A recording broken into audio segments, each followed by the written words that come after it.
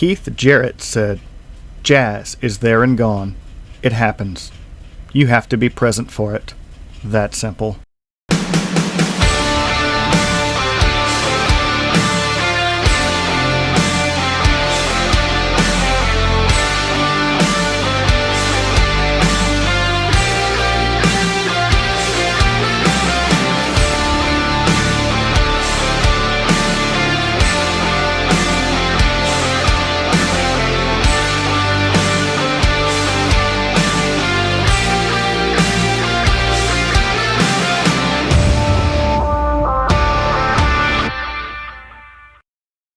Meet Jay Ecker, owner of Panorama Music House, and one of the best upright bass players I've ever heard.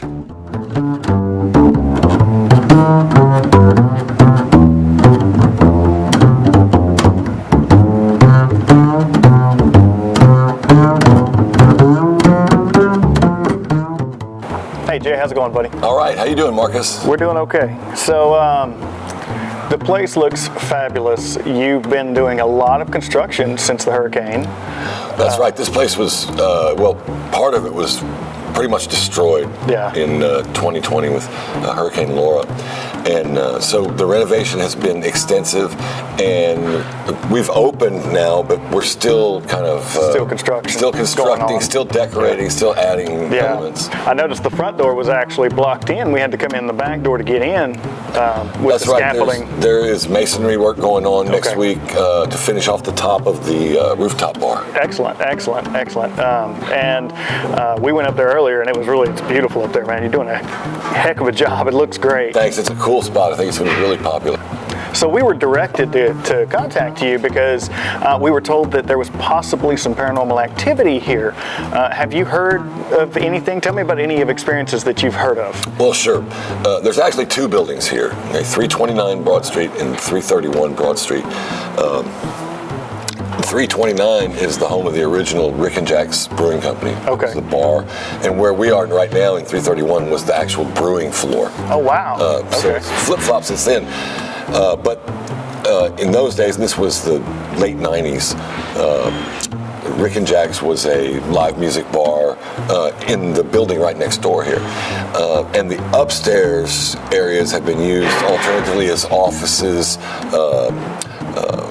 a billiard room at one time, apartments. Sure. So, and various people that have worked here have actually lived upstairs. Okay. And there have been many stories that I've been told about things that go bump in the night. About a female presence specifically. I couldn't give you any more information than that. I never really experienced anything myself. Just secondhand kind of stories. Yeah, sure. But that was the first I heard about it. Now, these buildings, as far as I can tell, are about 115 years old. Wow. Built probably right after the Great Fire in 1910. And there's whatever is within these walls, there's a lot of history. Tonight we're at Panorama Music House on Broad Street in Lake Charles. They're just reopened from the hurricane. In 2020, Hurricane Laura did a lot of damage to this building, but Mr. Jay Ecker, who owns it, is allowing us the opportunity to investigate here tonight. We're going to get upstairs, we're going to get behind the bar, we're going to get backstage passes to the whole place. They have live entertainment here on a regular basis, and tonight is no exception. Tonight they're going to have a crowd of people, and we're going to have the opportunity to hunt while people are here. So we're hoping that energy is going to give us all we need to be able to recreate certain events that we've heard about. We were told a story by a gentleman working on the building about a key that landed on a cardboard box next to him, seemingly out of thin air. We also reached out to a former resident who only sent us an email detailing his experiences. I'm just going to read you a couple of pieces of it. He says that there were always three distinct entities or personalities that he felt. One of them was named Sarah, which was a young girl. He said that there was another one that just felt evil or dark, but he never gave any real attribution to that, what would make him feel that way, so we're not really sure. And then the other one was an older man who just kind of seemed to be there. He also talks about having experiences of things being thrown across the room, such as pebbles or rocks. He said that behind the bar, glasses would fall from the shelves often for no apparent reason. And he said he always heard a man's voice whenever he was alone by himself. And then vivid dreams, he talked about vivid dreams being a thing. So we're hoping tonight that maybe we can make contact with some of these spirits. Sarah would be one, since we have a name that we can actually call out to directly. He also spoke of a witch who cursed this building and then later lifted the curse after the person that she was not in agreement with moved out of the building. So we're going to try and find out some more about that. I'm not sure if we can get any more history on that, but we are going to try to contact one of the people who may or may not have any information about that scenario. Do you know Sylvia Hankin? No, sir. Sylvia Hankins owned Sylvia's Bistro, which was located where Panorama now sits, up until the year 2010 when it closed.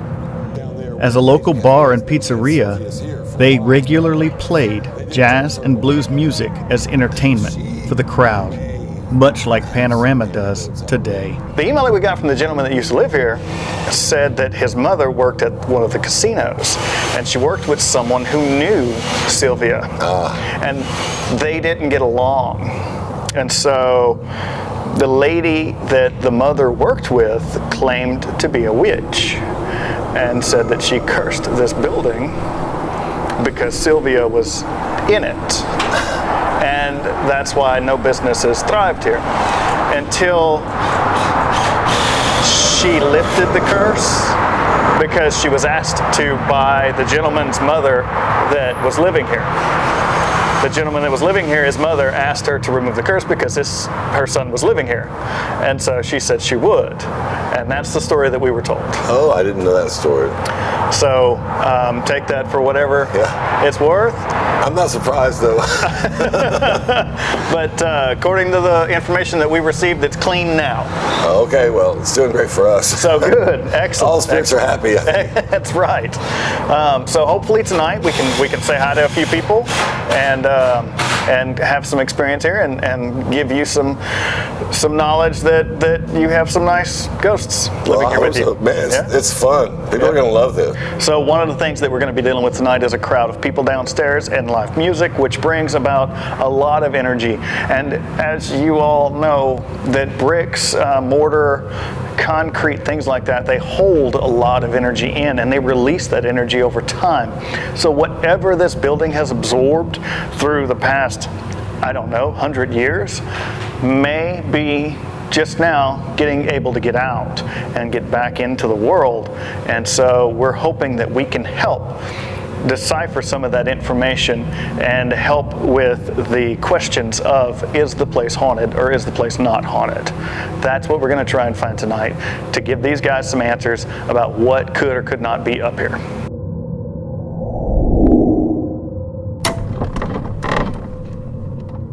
As we began the investigation, almost immediately, the SLS camera picks up a figure sitting at the bar.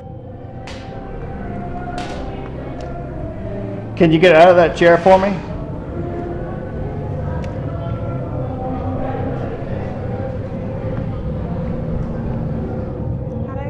Trying a different tactic, we move the chair and film from a different direction, and still the entity disappears and reappears in the same location.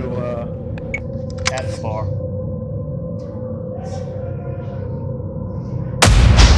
Is there again? There he is. Do you want me to move that chair and see if it kind of follows it? Yeah, let's move the chair. We turn the chair away from the bar, and the figure remains.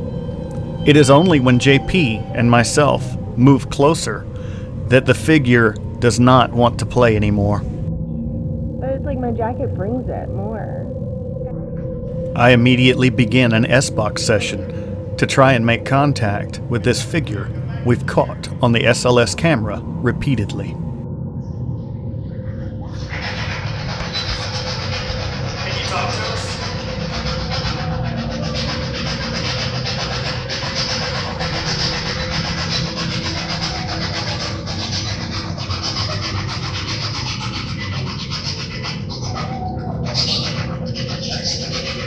Heard that?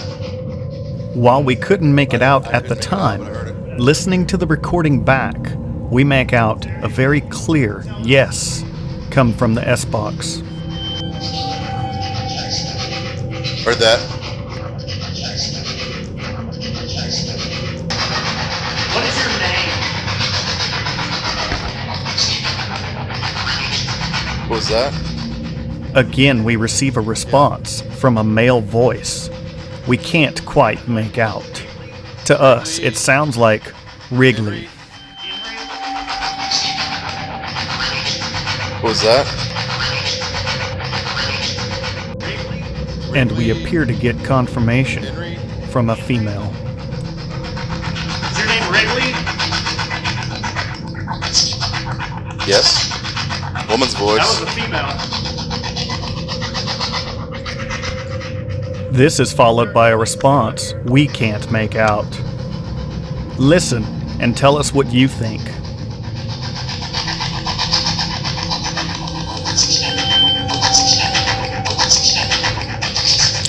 I couldn't make that out. Is there a little girl here? And then we get a name. Sarah.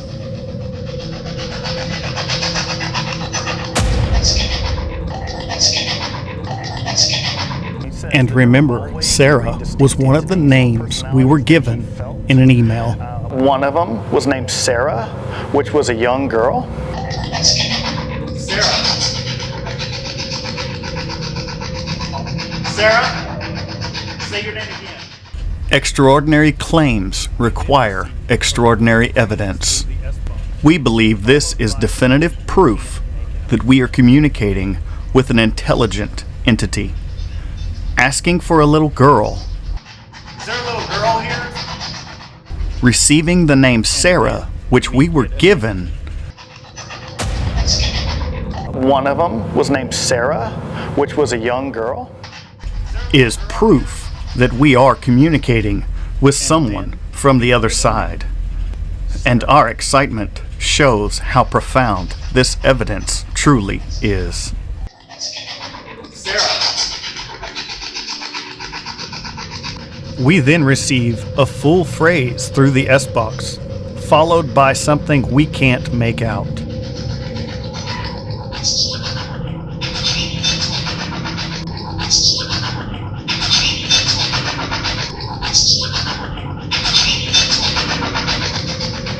I hear it.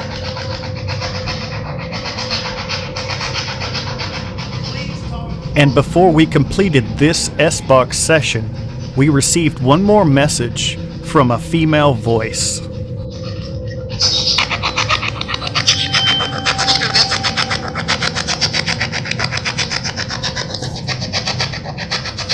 Mind your business. Mind your business?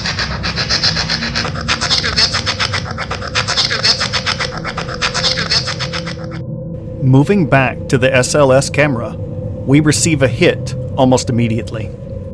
It's like sitting in the chair. And this time, the figure stays as JP moves closer. But watch how it pulls away from the millimeter. Look how it pulls its head away. And as you can see, JP is alone with the figure, which disappears after too much interaction. Whoa, it's gone. No, it's there. It's there again.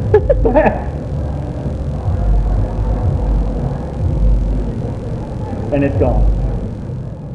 And having multiple devices show readings at the same time, such as JP's millimeter showing a rise in milligauss, only substantiate the SLS camera's evidence. And the meter went to a 0.3 from 0, 0 to 0.3 milligauss. So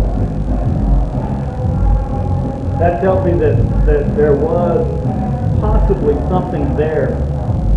The energy in this building tonight is really high. A lot of people, a lot of music.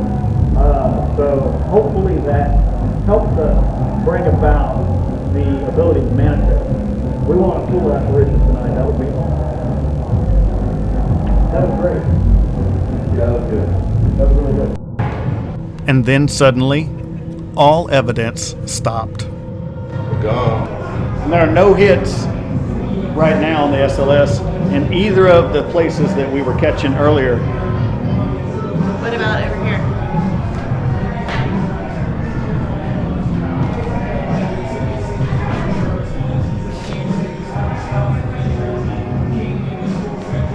Nothing. And then, a hit on the 360 periscope. Let me out. Let me out. That was good though. That was really good. Where you at? Let me. God, why? Well, because we were having Whoa. fun. We were having fun and talking amongst ourselves, and yes. so that's what you have to do. Oh man. That was Have good. a seat. Have a seat. Yes. And this was followed by an immediate hit on the ovilus, which I captured on my cell phone.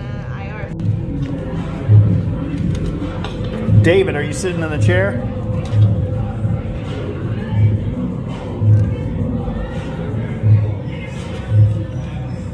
This was immediately after we had a hit on the periscope, and it walked all the way around to this chair, and it stopped, and we put the ovilus in the chair, and the first thing that we picked up was the name David.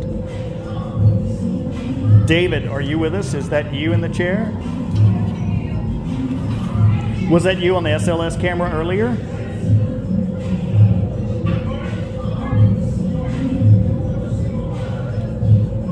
Why are you still here?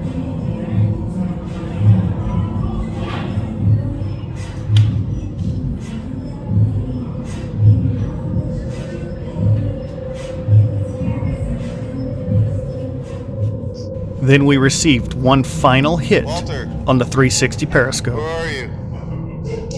Where's David? You and David. Oh.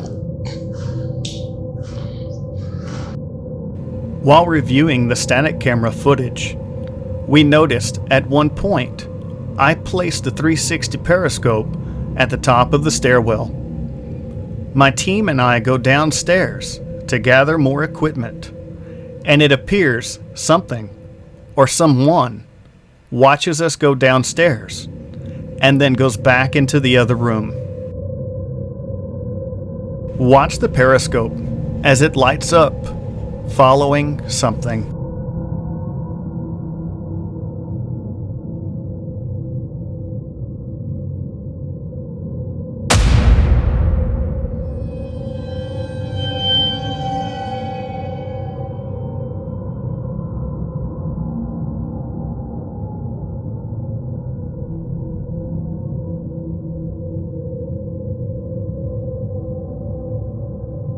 And then it appears to come back and wait for us.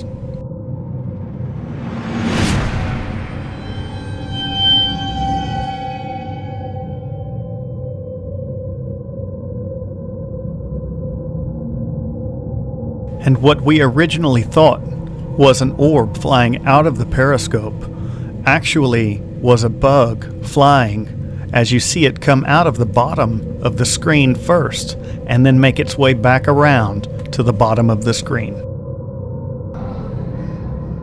For the rest of the night, we continued trying to gather evidence in all the ways we had available to us. You know, it feels like whatever was kind of lingering around kind of took off. Yeah, I agree. It's weird.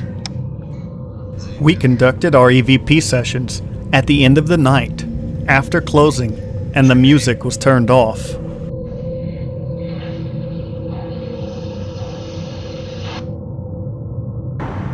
It appeared as though Panorama getting close to closing time also meant bedtime for our spirits.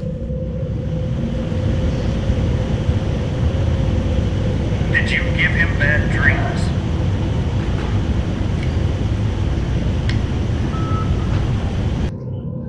We did our due diligence and tried everything we could to catch one EVP.